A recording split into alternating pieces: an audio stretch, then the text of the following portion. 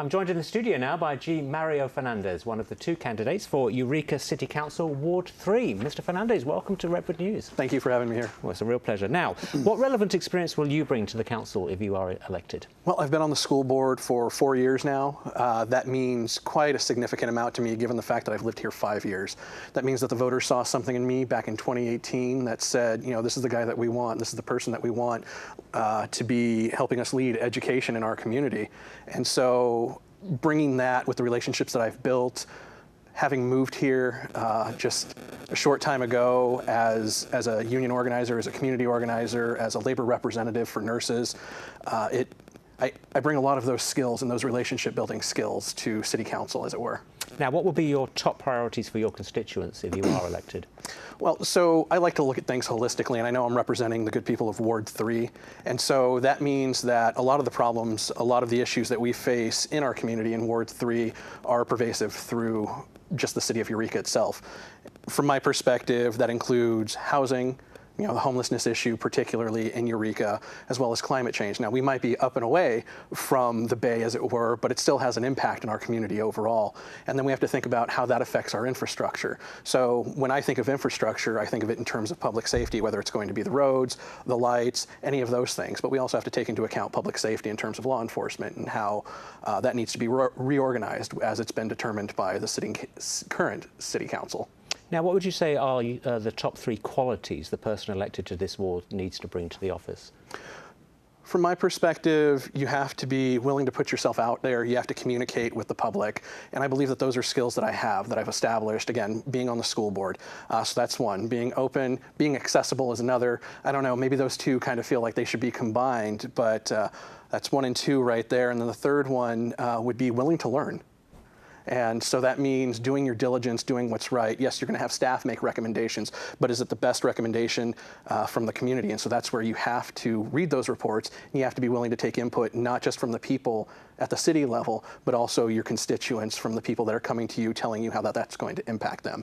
Now, it's interesting. You've already touched on this, because in some respects it is a dual role. You're meeting the needs of those living in your ward, but then there's the wider Eureka community. How do you think you can balance both sets of responsibilities? Well, again, it's about being accessible, as I've already laid out. And that's something that I've tried to do as a school board member, where you want to be present, not just so, you know, you're there waving your hand saying, hi, I'm here, but you want to be out there in the community. You want to be doing things. And that can be difficult at times, and it certainly has been over the last 2 years.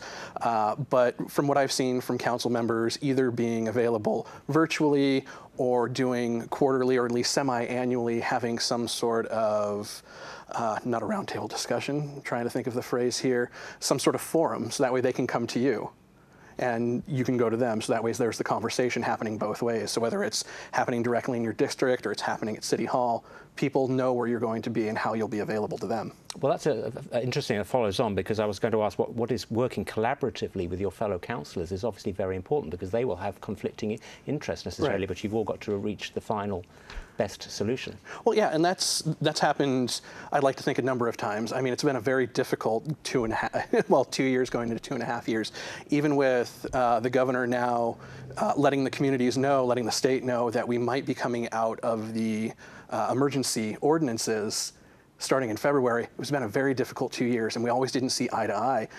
The time that we thought that we were going to have to close in March 2020, that took us 2 votes, and those were emergency sessions. Those were not taken lightly.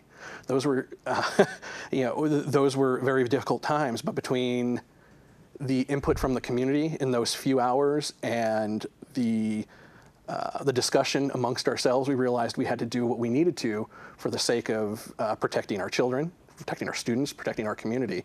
And even now, there have been a few times. I mean, there was just earlier this year with the murals. We thought maybe that's not the way that we wanted to go. We had to revisit that for our school district, and with the input from the community, with the discussions that we had at our school board, we were able to work collaboratively, bring that together, bring it to the public. And so I think that's something that we can absolutely do at the city level, is just being open with one another, having a dialogue with our constituents, and getting what we need to from the city staff. Well, Mr. Fernandez, this has been great. I really appreciate you coming into Redwood News. Good luck with the election. I appreciate it. And we'll be right back after this short break.